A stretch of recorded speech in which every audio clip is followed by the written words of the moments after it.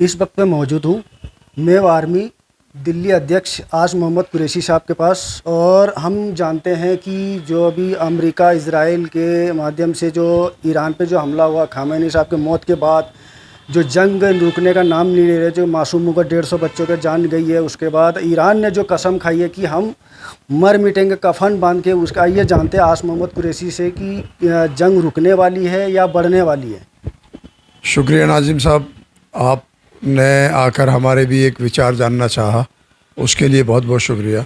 नाजिम साहब, सबसे पहले तो मैं आपसे ये कहूँगा आपके चैनल के माध्यम से कि जहाँ तक जंग का सवाल है, ये जंग रुक सकती थी, रुकनी चाहिए थी, लेकिन क्योंकि अमेरिका ने, इज़राइल ने मिलकर किसी एक राजनीतिक आदमी को नहीं बल्कि एक धर्मगुरु की हत्या की है, और धर्मगुरु की हत्या करना अपने आप में बहुत बड़ी चीज़ है। ये बात आप जानते होंगे अच्छी तरीके से। तो जंग रुकनी चाहिए थी, लेकिन अब नहीं रुकनी चाहिए। क्यों रुके?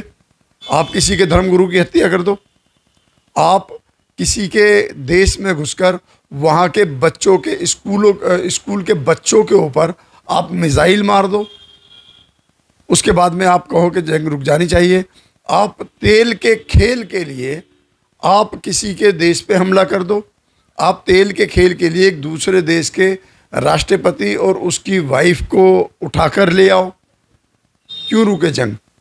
आप कौन हो? अमेरिका जो बदमाशी कर रहा है, अमेरिका जो अपनी गंदी राजनीति कर रहा है, उस पर भी अगर हम ये सोचें कि अभी भी जंग रुक जाए, तो मैं कहता हूँ ये बहुत बुरी बात है। अब तो हालात ये आ गए हैं कि अमेरिका की दादागिरी को ख़त्म करने के लिए, इज़राइल की बदमाशी को ख़त्म करने के लिए इस जंग को नहीं रुकना चाहिए, और इस जंग को अभी और बढ़ना चाहिए जब तक कि इज़राइल कंप्लीट तरीके से ख़त्म ना हो जाए और अमेरिका पूरी तरीके से बर्बाद ना हो जाए। तो मैं तो यही कहूँगा इसमें बार बार। जैसे कि अभी सुप्रीम कोर्ट, अमेरिका के सुप्रीम कोर्ट में उसके खिलाफ, डोनाल्ड ट्रंप के खिलाफ सबूतें आई थी, उसके पब्लिसिटी ख़त्म होते हुए कुछ सूत्रों के हवाले से जो खबर आ रही कि उसकी पॉपुलैरिटी और सुप्रीम कोर्ट का जो फैसला था उसको लेके ये ईरान पर हमला किया गया है। बिल्कुल ठीक बात है। ये ईरान पर हमला एक सोची समझी हुई साजिश है। साजिश का हिस्सा जो वो एप्स्टीन फाइल है, उस एप्स्टीन फाइल के किस्सों को दबाने के लिए, क्योंकि उसमें इज़राइल के राष्ट्रपति का भी नाम है, अमेरिका के का भी नाम है, नाम तो और बहुत सारे लोगों के हैं, वक्त आने पर मैं आपको और बताऊंगा, और सारा ज़माना जानता है कि नाम किस किस के हैं। तो क्योंकि इन सब के नाम हैं, उस एप्स्टीन फाइल को दबाने के लिए और तेल को अपने कब्ज़े में लेने के लिए, और अमेरिका क्योंकि शुरू से अपनी आदतों से मजबूर रहा है, वो हर देश को केवल अपने कब्ज़े में चाहता है, हर देश को अपना गुलाम चाहता है, इसलिए ये सारे का सारा खेल हुआ है।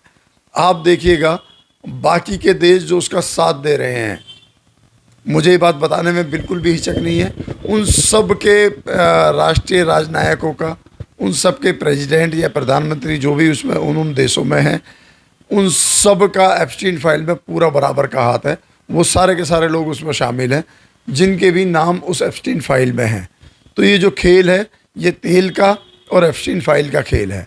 उसी के लिए इन्होंने जो किसी के धर्मगुरु को मार दिया, किसी के क्या, मुस्लिम्स के एक बड़े धर्मगुरु को मार दिया। मुस्लिम से नफ़रत इन्हें इस लेवल पर ले आई कि अब ये कोशिश करते हैं कि किसी के भी धर्मगुरु के लिए इनकी इज्जत, इनके लिए कोई बड़ी बात नहीं है। अब वो दिन दूर नहीं है, आज इन्होंने मुस्लिम्स के साथ किया है, कल किसी पादरी के साथ करेंगे, परसों किसी ग्रंथ ईसाई के सरदारों के साथ करेंगे, फिर किसी हिंदू के साथ करेंगे, ये सब के साथ करेंगे।